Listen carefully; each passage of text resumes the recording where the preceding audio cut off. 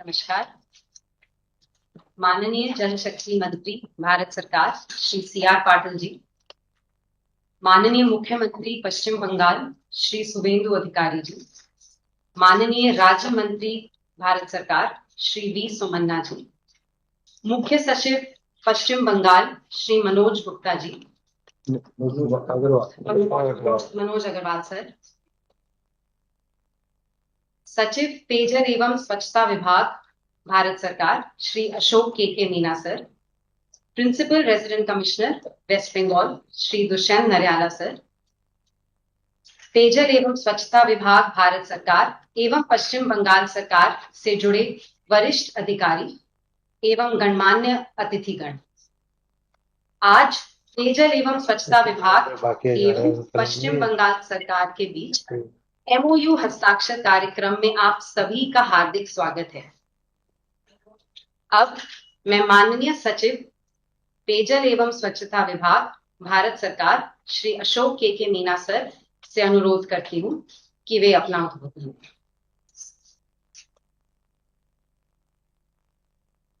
धन्यवाद अंकिता जी। माननीय केंद्रीय जल शक्ति मंत्री श्री CR पाटिल जी, माननीय मुख्यमंत्री पश्चिम बंगाल श्री शुभेंदु अधिकारी जी, श्री V सोमन्ना जी, राज्य मंत्री जल शक्ति मंत्रालय, मुख्य सचिव पश्चिम बंगाल श्री मनोज कुमार अग्रवाल जी, दुष्यंत नरियाला जी जो हमारे यहाँ पे chief resident commissioner waste Bengal के हैं, स्वाति मीना नायक हमारे संयुक्त सचिव जो कलकत्ता में आज हमें रिप्रेजेंट कर रहे हैं, और मेरे अन्य सहकारी अधिकारीगण, आप सभी का आज के इस अवसर पर हार्दिक स्वागत है। आज हम सभी के लिए एक महत्वपूर्ण दिन है क्योंकि अब जल जीवन मिशन के तहत पश्चिम बंगाल के साथ हम एक MOU करने जा रहे हैं। इस MOU का उद्देश्य यह है कि हम सिर्फ पाइपलाइन और ढांचा बनाने तक सीमित न रहें, बल्कि हर घर तक पानी की नियमित, सुरक्षित और भरोसेमंद सेवा पहुंचाएं। यह MOU ग्राम पंचायत को सशक्त अधिकार और जिम्मेदारी देने की दिशा में बड़ा कदम है ताकि काम गांव के स्तर पर ही बेहतर तरीके से हो सके। अब ग्राम पंचायत गांव के भीतर पानी की पूरी व्यवस्था के संचालन और रखरखाव के लिए जिम्मेदार होंगे। इसके साथ साथ जिलों में डिस्ट्रिक्ट वाटर सैनिटेशन मिशन बैठकों का समय पर होना भी बहुत जरूरी है ताकि जिले के सभी गांवों के लिए सैचुरेशन प्लान बनाया जा सके और हर पंचायत को हर घर जल प्रमाणित किया जा सके। जिला प्रशासन की भूमिका निगरानी करने, नियमित समीक्षा करने और जरूरत पड़ने पर तुरंत मदद देने की होगी। अंत में मैं यही कहना चाहूंगा कि यह MOU सिर्फ एक दस्तावेज नहीं है, बल्कि पश्चिम बंगाल और जल शक्ति मंत्रालय का साझा संकल्प है कि हर घर तक साफ, सुरक्षित और लगातार पानी पहुंचाने की व्यवस्था आने वाले समय में भी मजबूती से बनी रहे, और इससे हमारे माननीय प्रधानमंत्री जी का विकसित भारत का सपना, हर घर निरंतर नल से जल, हम सबके सामूहिक प्रयासों से अवश्य साकार होगा। धन्यवाद। धन्यवाद सर। अब मैं संयुक्त सचिव भारत सरकार श्रीमती स्वाति मीना नायक और प्रमुख सचिव पश्चिम बंगाल श्री नारायण स्वरूप निगम सर से अनुरोध करती हूँ कि वे MOU हस्ताक्षर की प्रक्रिया संपन्न।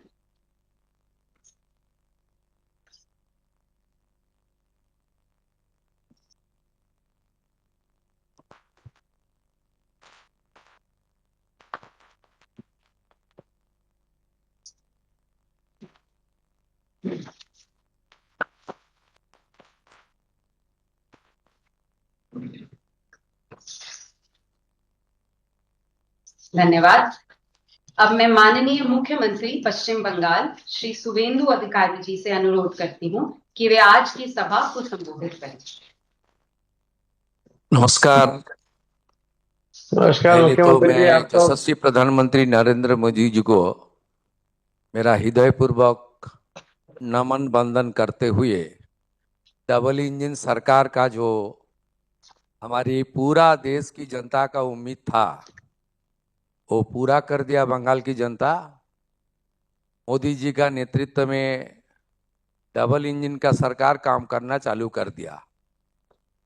मेरा बहुत मित्र, पुराना मित्र, जल शक्ति दफ्तर का हमारी बहुत लोकप्रिय मंत्री मेरी नेता CR पाटिल जी है। उन्होंने बहुत दिन से मुझे इनकरेज कर रहा था कि सब इतना रुपया हम लोग दे रहा है, सब बर्बाद हो रहा है, भाई बंगाल में बदलाव लाओ, मेरा दफ्तर आपका साथ है। मैं उनका हृदयपूर्वक आभार प्रकट करता हूँ। Thank you. मेरा पूरा उम्मीद है वो बहुत प्रसन्न है मुझे देख के इस चेयर से। सब पसंद है। और हमारी MOS जी है, हमारी सीनियर लीडर वीरान्ना सोमान्ना जी, मेरा अंतर से आप मुझे मेरा नमस्कार और रिगार्ड्स लेना। हमारी भारत सरकार का जल शक्ति दफ्तर का हमारी सचिव जी है सीनियर IAS अशोक मीना जी, मेरा साथ हमारी प्रदेश की चीफ सेक्रेटरी साहब मिस्टर मनोज अग्रवाल, वहाँ रेसिडेंट कमिश्नर जिन्होंने आउटगोइंग CS जिनका कार्यकाल में गणतंत्र का महोत्सव हुआ, दुष्यंत नारियाला जी, हमारी मैडम आया है जॉइंट सेक्रेटरी हमारी विभाग से, मिस्टर निगम साहब है जिनके पास हमारी दफ्तर है PHE डिपार्टमेंट। मैं सबको आभार प्रकट करते हुए बंगाल में जल जीवन मिशन का तो बहुत दिन से जनता ने वेट कर रहा है। आप लोग जितना रुपया दिया, मैं तो हर गांव में नेता प्रतिपक्ष के नाते पिछले 5 साल हर गांव में घूमा, लेकिन यूटिलाइजेशन इम्प्लीमेंटेशन पार्ट में ज्यादा कुछ नहीं हुआ, पेपर्स में सब हो गया। इसको ऊपर भी आपको थोड़ा देखना चाहिए। सेंट्रल स्टेट मिलके हमारी प्रधानमंत्री जी का इसका ड्रीम प्रोजेक्ट है, हर घर नल से जल। इतना रुपया आपने दिया है, मेरा पास डाटा है 29,000 करोड़ टिल नाउ पश्चिम बंगाल सरकार को मिला है, लेकिन ग्राउंड रियलिटी तो अच्छा नहीं है। इसको ऊपर भी हम लोग को आने वाला दिन में सोचना चाहिए, देखना चाहिए। और बीच में तो इसका नाम भी चेंज कर दिया, जल स्वप्न लगा दिया। तब गजेंद्र सिंह शेखावत जी ने मिनिस्टर थे, मैं उठाया मुद्दा असेंबली के अंदर असेंबली के बाहर, ये तो नहीं हो सकता। भारत सरकार का कोई प्रोजेक्ट जो हमारी लोकसभा राज्यसभा में पारित हुआ है, उसका नाम चेंज करने का कोई क्षमता कोई सरकार का, प्रदेश सरकार का नहीं था। यहाँ ये सब हुआ है। मैं आज ज्यादा बात नहीं बोलूंगा, मंत्री जी भी व्यस्त है, लेकिन मैं ये सब उठा रहा हूँ। आने वाला दिन में वर्तमान भारतीय जनता पार्टी का सरकार ट्रांसपेरेंट वे में जनता का हित में जो वादा हम लोग ने किया है मोदी जी का नेतृत्व में, वो पूरा करूंगा। आने वाला दिन में सेकेंड फेज में 39,000 करोड़ का आज हमारी एग्रीमेंट हो गया है। बंगाल का जनता वेट कर रहा है, पीने का साफ पानी कब मिलेगा, नल से जल कब मिलेगा, हम लोग इसको पूरा करने का काम करूंगा। सेंट्रल स्टेट एक साथ जो डबल इंजन के स्वरूप देश की 20 स्टेट में चल रहा है मोदी जी का नेतृत्व में, गाइडेंस में, ये काम भी हम लोग आगे लेकर जाऊंगा। मैं माननीय CR पाटिल जी और सोमन्ना जी को मैं रिक्वेस्ट करूंगा, इरिगेशन प्रोजेक्ट के भी अंदर हम लोग कुछ प्रोजेक्ट आपको भेज रहा हूं, आप थोड़ा मदद कीजिए। बंगाल का बहुत काम की जरूरत है। Without the support from central government, without the support from your ministry, हम लोग आगे बढ़ना मुश्किल है। फिनेंशियल कंडीशन भी स्टेट का अच्छा नहीं है, इसलिए बड़ा उम्मीद का साथ मैं फिर एक बार मंत्री जी, हमारी राष्ट्र मंत्री जी और पूरा दफ्तर को स्वागत वंदन करते हुए मेरा बात यही खत्म करता हूं। भारत माता की जय। धन्यवाद सर। अब मैं माननीय मंत्री जल शक्ति श्री CR पाटिल जी से अनुरोध करती हूँ कि वे आज हमारा मार्गदर्शन करें। सर। मुख्यमंत्री जी, आपको बहुत बहुत बधाई। आपने पूरे देश की इच्छा पूर्ण कर दी है, पूरा देश खुश है। आज के इस सभा में उपस्थित माननीय मुख्यमंत्री पश्चिम बंगाल श्री शुभेंद्र अधिकारी जी, माननीय राज्य मंत्री जल शक्ति विभाग श्री वी सोमन्ना जी, मुख्य सचिव पश्चिम बंगाल सरकार श्री मनोज कुमार अग्रवाल जी, पेयजल एवं स्वच्छता विभाग सचिव श्री अशोक के मीना जी, श्री दुष्यंत नारियाला जी, श्री नारायण स्वरूप निगम जी, श्री सेंथिल पांड्यन संयुक्त सचिव पेयजल एवं स्वच्छता विभाग, श्रीमती स्वाति मीना नायक संयुक्त सचिव पेयजल एवं स्वच्छता विभाग, सभी जुड़े हुए सभी अधिकारीगण। पश्चिम बंगाल में जल जीवन मिशन में जो काम होना चाहिए था हुआ नहीं। भारत सरकार द्वारा 10 मार्च 2026 को जल जीवन मिशन जेजेएम को जल जीवन मिशन 2 के रूप में 8.69 लाख करोड़ के बढ़े हुए परियों के साथ दिसंबर 2028 तक बढ़ाया गया है। जेजेएम 2 के तहत आज का एमओयू संरचनात्मक सुधारों, समयबद्ध कार्यान्वयन और पारदर्शी सेवा वितरण के लिए एक महत्वपूर्ण कदम है। अगस्त 2019 में जल जीवन मिशन में प्रारंभ में समग्र पश्चिम बंगाल को केवल 1% ग्रामीण परिवारों के पास नल से जल की सुविधा थी, 1%। तब से अब तक 97.50 लाख घरेलू नल कनेक्शन प्रदान किए गए हैं, जिससे कवरेज 56% तक पहुंच गया है। ये पेपर पे है, जमीन पे है नहीं, आपको चेक करना पड़ेगा। राज्य को शेष लगभग 75 लाख घरों को कवर करने के लक्ष्य को प्राप्त करने हेतु कार्यान्वयन में काफी तेजी लाने की भी आवश्यकता है। ये 2028 दिसंबर तक ही योजना को आगे बढ़ाया है, इसके लिए काम जल्दी से पूरा करना पड़ेगा। स्कूलों और आंगनवाड़ी केंद्रों में नल जल कवरेज राष्ट्रीय औसत से कम है। हमारे बच्चों के लिए इसे सर्वोच्च प्राथमिकता दी जानी चाहिए। हर घर जल प्रमाणन सर्टिफिकेशन की स्थिति अत्यंत निराशाजनक है। किसी भी जिले ने पूर्ण प्रमाणन प्राप्त नहीं किया है। कुल 38,268 गांव में से केवल 2,691 गांव ही औपचारिक रूप से प्रमाणित किए गए हैं। पश्चिम बंगाल में जल जीवन मिशन के लिए कुल लागत 67.811 करोड़ है, जिसमें से केंद्र का हिस्सा 33,363 करोड़ है।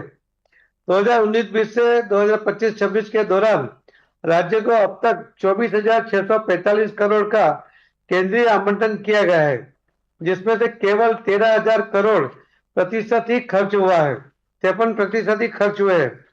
राज्य से उसके अंदर करीब करीब आपको 21,000 करोड़ रुपया, 21,500 करोड़ रुपया और देने का बाकी है। राज्य के राज्यांश में देरी एवं आवश्यक दस्तावेज समय पर प्रस्तुत न होने के कारण 11,670 करोड़ की राशि अप्रयुक्त रही है।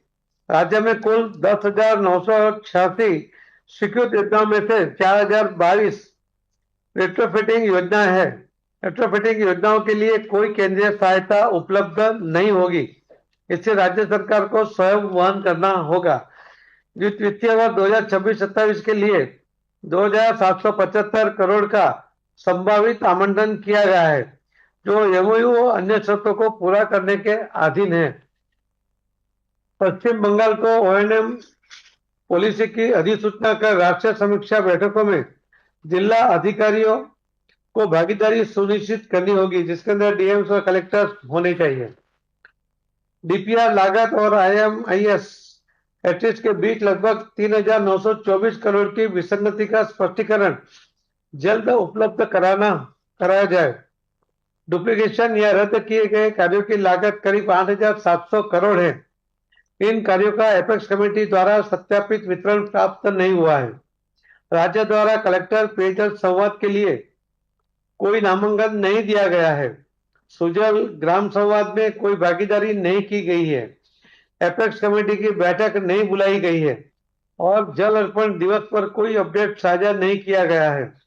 माननीय सांसदों द्वारा दार्जिलिंग, कालीपोंग और पुरुलिया राज्य में सबसे कम जिलों में क्रियान्वयन संबंधी उठाई गई चिंताओं की प्राथमिकता के आधार पर जांच भी होनी चाहिए।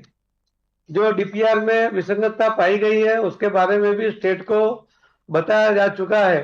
जो और सारे डीपीआर होंगे उसका पैसा भी स्टेट को भुगतना पड़ेगा, वो भी यहाँ से नहीं दिया जाएगा। इसके साथ साथ जो एक आपको मुख्यमंत्री जी मिले हैं तो बधाई के साथ बोलना चाहूंगा कि जो एसटीपी गंगा नदी के ऊपर भी जो एसटीपी बनाने हैं तो हरिद्वार से लेकर बंगाल तक में सबसे कम काम उसी के ऊपर हुआ है। तो आपका जो पेज है उसके अंदर जो बताया गया था उस टाइम अधिकारियों द्वारा कि हमारे यहाँ लैंड नहीं है एसटीपी बनाने के लिए, तो गंगा में जो पानी जो जा रहा है गंदा पानी उसको ट्रीट नहीं करेंगे तो फिर वो गंगा शुद्ध नहीं हो पाएगी। तो एसटीपी के लिए अगर आपके पास जगह नहीं है तो आप खरीद भी सकते हैं। बाकी जो स्टेट में जहां उनके पास जगह उपलब्ध नहीं थी तो वहां उन्होंने खरीदी भी है, तो आप भी वो पॉलिसी तुरंत बना के वो एसटीपी का काम भी शुरू करवाइए। हम उसके लिए 100% पैसा देते हैं मगर लैंड आपको देनी होती है, तो आप उसके लिए भी थोड़ा ध्यान दीजिए। और एक बात मैं आपको कहना चाहूंगा, रेन वाटर हार्वेस्टिंग के लिए माननीय प्रधानमंत्री श्री नरेंद्र मोदी साहब ने 2024 सितंबर में एक आह्वान किया था और उन्होंने कहा था जल संचय जन भागीदारी को जन आंदोलन में परिवर्तित करना चाहिए। और उन्होंने कहा था कर्म भूमि से मातृभूमि के लिए पानी के लिए काम करना चाहिए, उसमें मदद करनी चाहिए। अभी तक हमारा करीब 89 लैक्स, हमारा टारगेट 1 करोड़ का, अभी 11 लाख बाकी है और हमारे पास अभी और 12-13 दिन बाकी है, तो हम 1 करोड़ तक जाना चाहते हैं इसके अंदर लोगों के द्वारा। और अभी तो जो मनरेगा में से भी और जी राम जी में भी इसका व्यवस्था है कि जो आपके पास डार्क जोन होगा उस जिले में आपको 65% पैसा मनरेगा का कंपल्सरी वो रेन वाटर हार्वेस्टिंग के लिए खर्च करना है। जहां पर आपका सेमी क्रिटिकल जोन है वो जिला है वहां पर आपको 40% मनरेगा का पैसा या जी राम जी का पैसा खर्च करना है। और जो सामान्य जिले है वहां पर भी आपको 30% पैसा और जी राम जी का कंपल्सरी रेन वाटर हार्वेस्टिंग के लिए खर्च करना है। तो आप उसके ऊपर भी ध्यान दीजिए क्योंकि बारिश के पहले काम जितना जल्दी होगा तो उससे ज्यादा फिर बारिश का फायदा उसको मिलेगा। हम चाहेंगे कि आपको जब भी एक टाइम होगा तो आपको एक 30-40 मिनट निकालनी है, आपके सभी कलेक्टर के साथ आपके प्रेजेंस में हम वर्चुअल मीटिंग करके सभी कलेक्टर को भी ये सूचना देना चाहते हैं। तो आप उसके अंदर भी आपका टाइम जब भी हो आप बताइए, तो उस टाइम में आपको शाम को रात को कभी भी हमें मीटिंग कर सकते हैं। तो आप इसके ऊपर भी थोड़ा ध्यान दीजिए, ये थोड़ी प्रायोरिटी में था, इसके लिए मैंने आज के एमओयू के साथ जोड़ा है। एमओयू की जो 19 कंडीशन है वो कैबिनेट ने मंजूर किया है, उसमें से रिलैक्सेशन देने का हमें किसी को भी अधिकार नहीं है। तो आपके सभी अधिकारियों को भी ये सोचना चली जाए कि ये करना ही है तो ही आगे आपको पैसा मिल पाएगा। और पैसा अभी है तो पैसा अवेलेबल है तो लेने के लिए आपको थोड़ा काम पेपर वर्क और फील्ड में भी थोड़ा करके करना पड़ेगा, तो उससे आपको काम भी जल्दी से दिखेगा। यही मेरी आपसे रिक्वेस्ट है। मुझे विश्वास है कि आप जिस तरह से काम करने के आदी है उसके कारण बंगाल में जो लोगों की अपेक्षा है वो पूर्ण करने में आप कामयाब रहेंगे। हमारी भी अपेक्षा है कि हमारा जल जीवन मिशन और ये योजनाएं आपके यहाँ जल्दी से पूर्ण हो जाए। यही अपेक्षा के साथ आपका बहुत बहुत धन्यवाद करते हुए मेरी बात को मैं विराम देता हूँ। धन्यवाद। धन्यवाद सर। माननीय जल शक्ति मंत्री श्री सी आर पाटिल जी, माननीय मुख्यमंत्री पश्चिम बंगाल श्री शुवेंदु अधिकारी जी, माननीय राज्य मंत्री भारत सरकार श्री डी सोमन्ना जी, आज की सभा में उपस्थित सभी वरिष्ठ अधिकारीगण, आज के कार्यक्रम को सफल बनाने के लिए आप सभी का हार्दिक धन्यवाद। धन्यवाद।